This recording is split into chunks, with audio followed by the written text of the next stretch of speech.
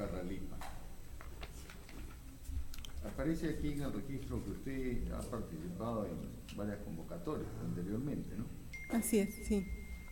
¿Cuál es la experiencia personal y profesional que ha obtenido después de estas postulaciones, por favor?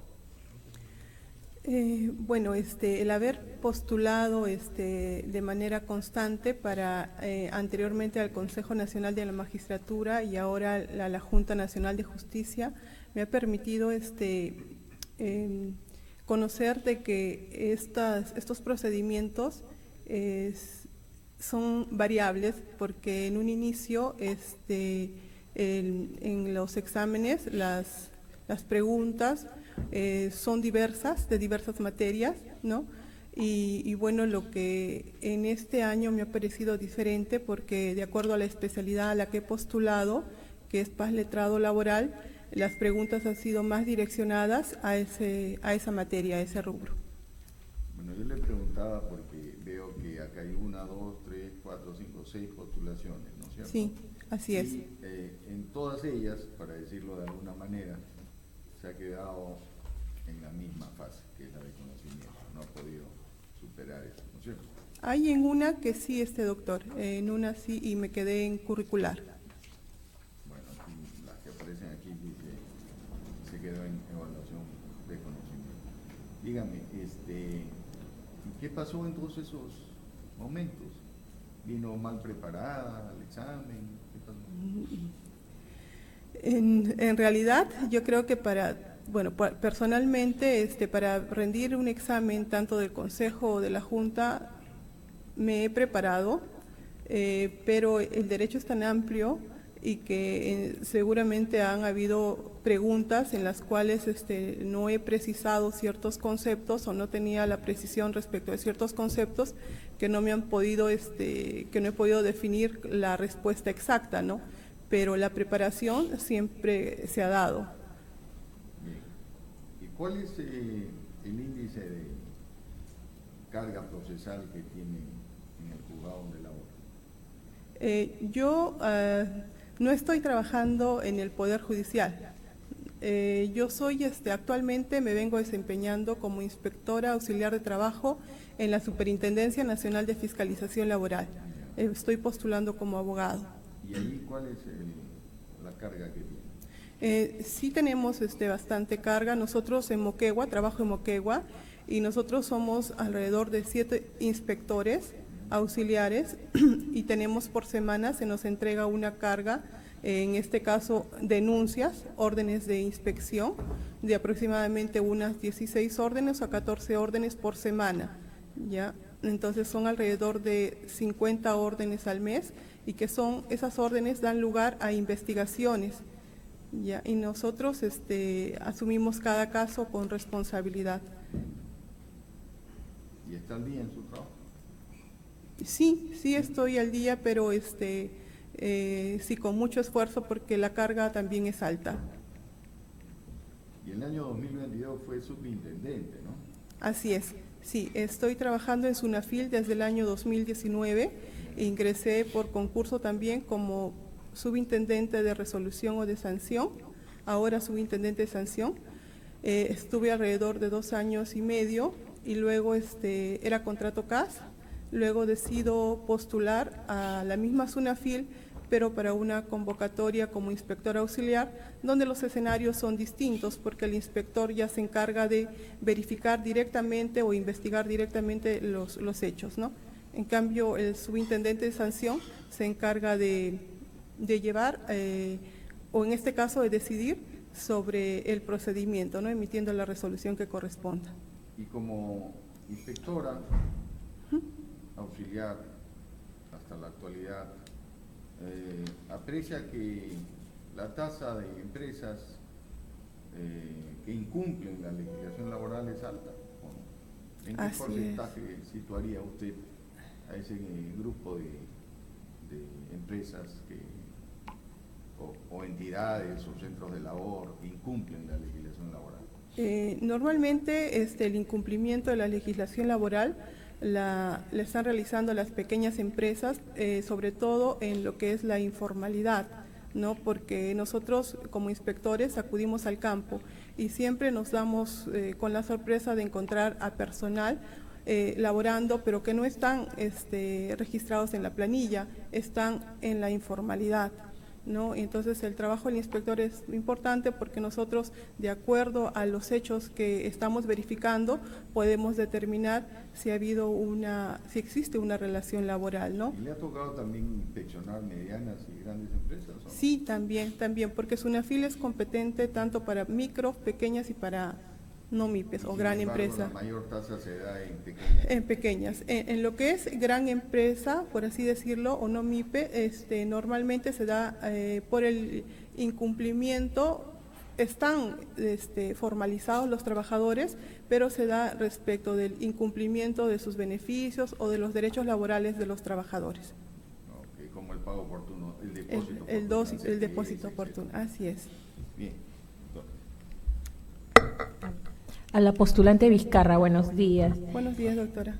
Acá en su hoja de vida advierto de que registra un proceso de amparo por un tema de indemnización por daños y perjuicios que fue declarado fundado, según lo que veo, porque habría resultado en perjuicio de la parte que la demandó usted, ¿no? Ese expediente, y después fue declarado en abandono. ¿Podría comentar al respecto? Brevemente. Sí, brevemente. Bueno, es un proceso judicial que lo inició un particular. En un inicio yo me he desempeñado como abogada litigante.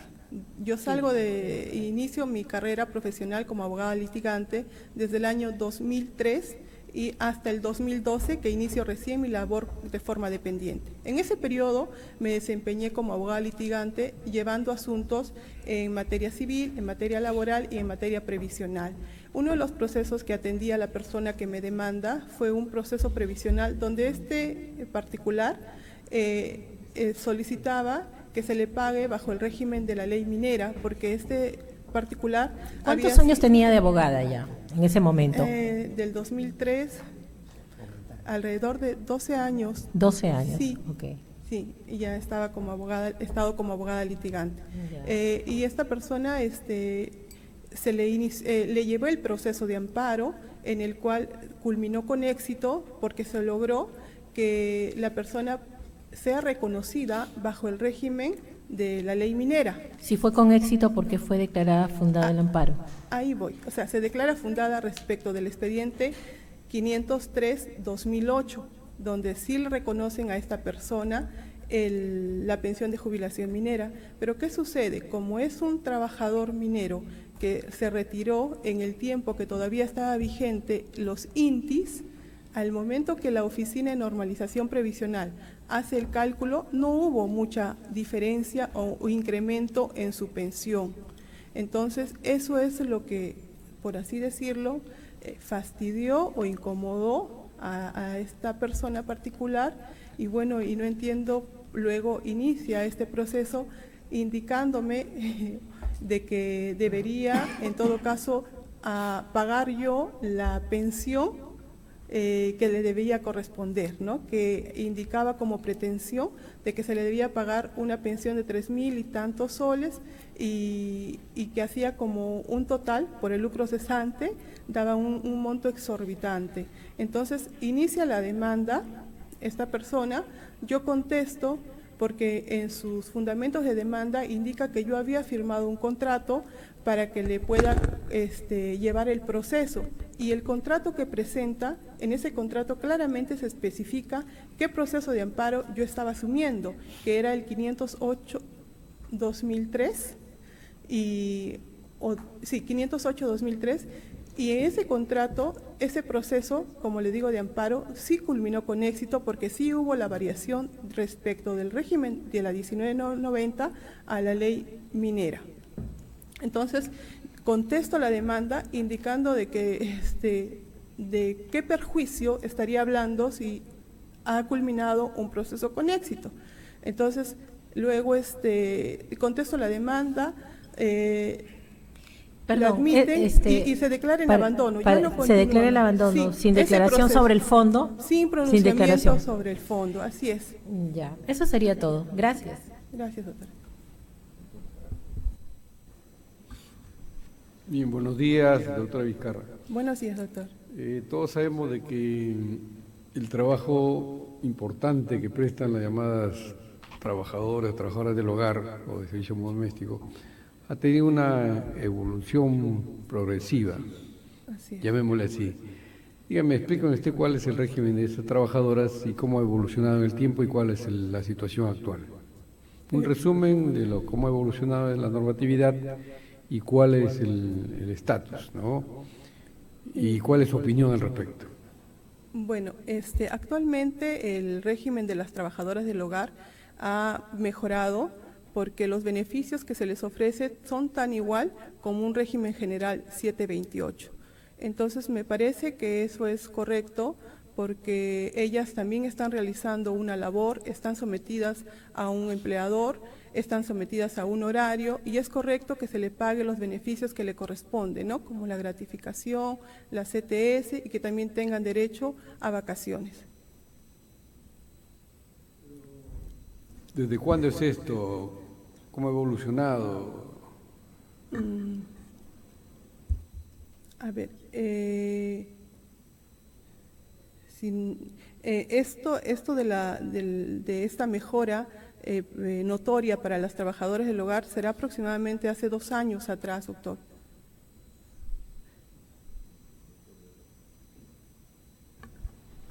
Señorita Vizcarra, buenos días. Buenos días, doctor. Se ha hablado hace unos minutos de su experiencia en el sistema de inspección, Sí. ¿no? Pero es un hecho que usted está postulando a juez de paz letrado, ¿no? O sea, quiere ingresar a la carrera judicial. Así es. La ley de la carrera judicial tiene principios y también la 27806, La 28806. la ley general de inspección al trabajo también tiene principios. Así es. ¿Sí? Y usted desde hace ya algunos años se desenvuelve bajo ese marco. Yo le hago una pregunta. Si hacemos una comparación entre los dos títulos preliminares que contienen los principios, ¿cuáles son los principios o cuál es el principio, si hubiese uno, más de uno, que podrían encontrar similitud entre las labores que ya desempeña y las labores que piensa desempeñar como integrante del Poder Judicial? ¿Puede hacer un parangón? ¿Puede hacer una comparación, perdón? Sí. El principio que considero que es el que existe cierta similitud entre lo que es el sistema de inspección de trabajo y lo que es el sistema judicial, netamente viendo estos temas laborales, sería el principio de la primacía de la realidad. Ya, pero el principio de primacía de la realidad no está en el título preliminar de la ley de la carrera judicial.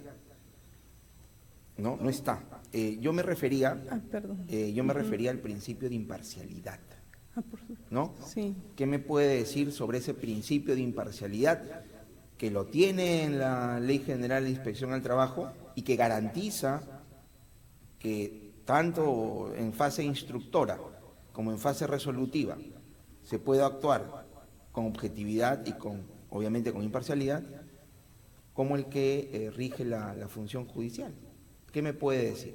Bueno, es importante este principio porque va a permitir de que la persona que asuma, que tome una decisión, ya sea desde el lado de subintendente o como juez de paz, tiene que... No le estoy preguntando por la labor que actualmente desempeña, sino llevémoslo al tema de la ley de la carrera judicial, que es donde está postulando. Sí, es importante porque esto permite de que las decisiones sean basadas en derecho, sin que tenga ninguna influencia, porque principalmente uno de los principios de la carrera judicial o principalmente de la administración de justicia es dirigirse con independencia, y respecto propiamente a la imparcialidad es pues no tener ningún favoritismo con alguna de las partes, ¿no? Recuerda, estoy de acuerdo con Sí. usted, le corto para preguntarle, ¿recuerda el artículo constitucional que garantiza la imparcialidad e independencia? Sí, el artículo 139 de la Constitución, Numeral. numeral 2. Ya, eso es todo. Muchas gracias. Gracias. Sí, señor presidente, por su intermedio, señorita abogada Vizcarra Lipa. Dígame, usted ha hecho el PROFA, ¿no? Así es, sí. ¿Hace qué tiempo? Ya bastantes años, en el 2008. Ya, 2008. Sí. Aparte del PROFA, ¿usted ha hecho una maestría, un doctorado? Así es, hice una maestría en la Universidad Nacional Jorge Basadre Groman, en Tacna. Ya. Sí, y tengo el grado de maestro en la mención de Derecho Civil y Comercial. Ya, ¿y doctorado? ¿Doctorado tiene? Doctorado no tengo el grado, pero sí he seguido estudios. ¿Estudios? Sí. Ya, también nos piden conocimiento de la realidad nacional. ¿Ustedes saben cuáles son los signos patrios? Claro. ¿Cuáles son? La bandera, el himno nacional y el escudo. Y el escudo. ¿Y sí. por si acaso sabe cuántas clases de escudos hay? La verdad que, ya, ok. que tenemos le un una lema. Respuesta tenemos un lema. ¿Sabe cuál es el lema del Perú? El lema de este Perú, año. Del Perú. Del Perú. El lema. Todos los países tienen un lema. El Perú también tiene su lema.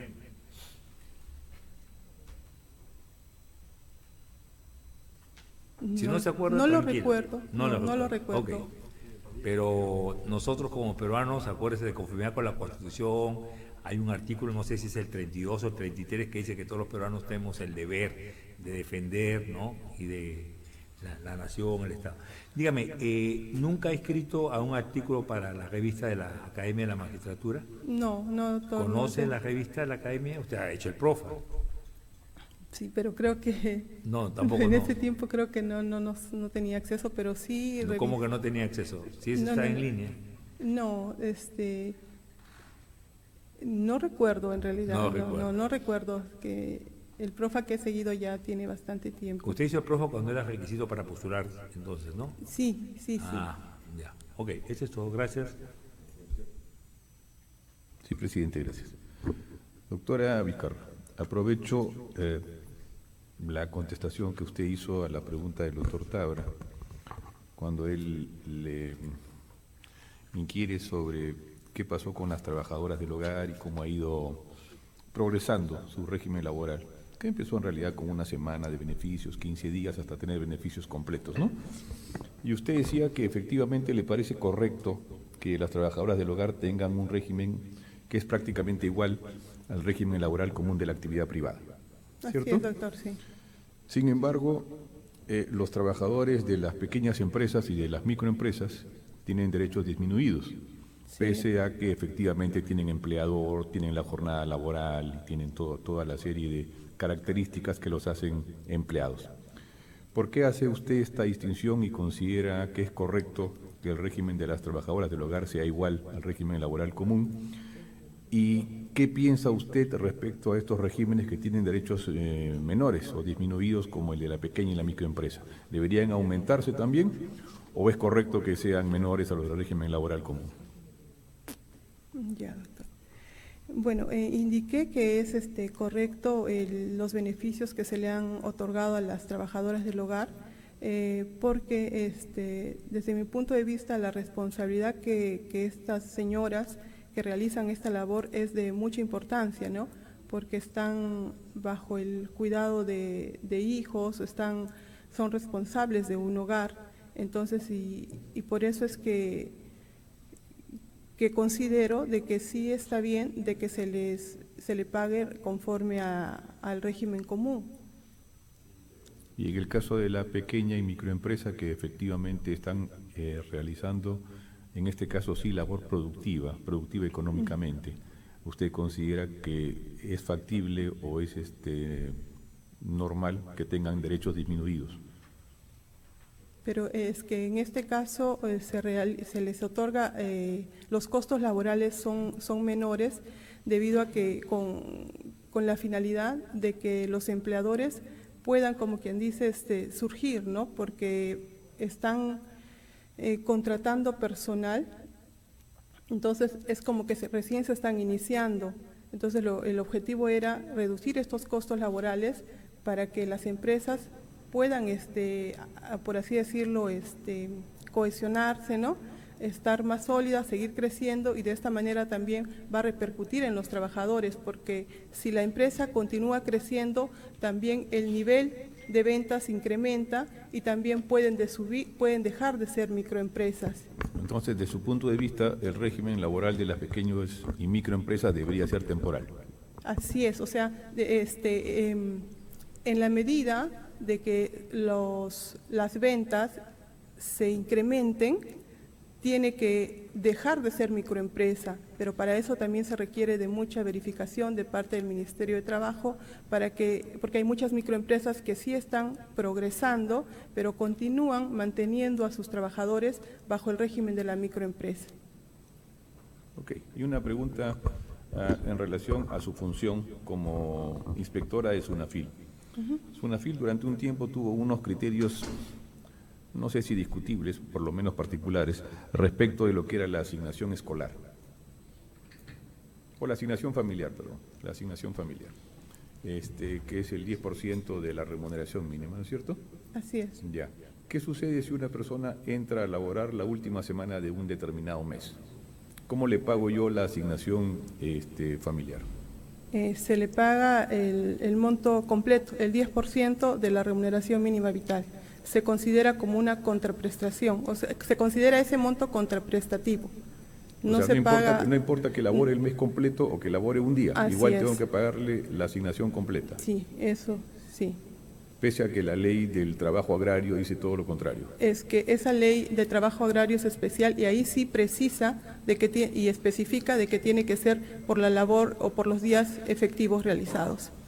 Pero no hay ninguna norma que diga en el régimen laboral común que la asignación familiar se pague por los días trabajados tampoco.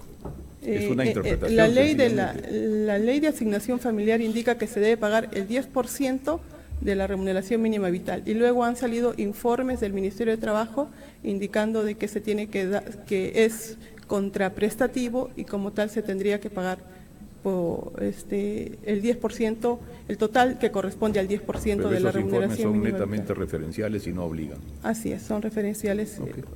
Gracias, doctor.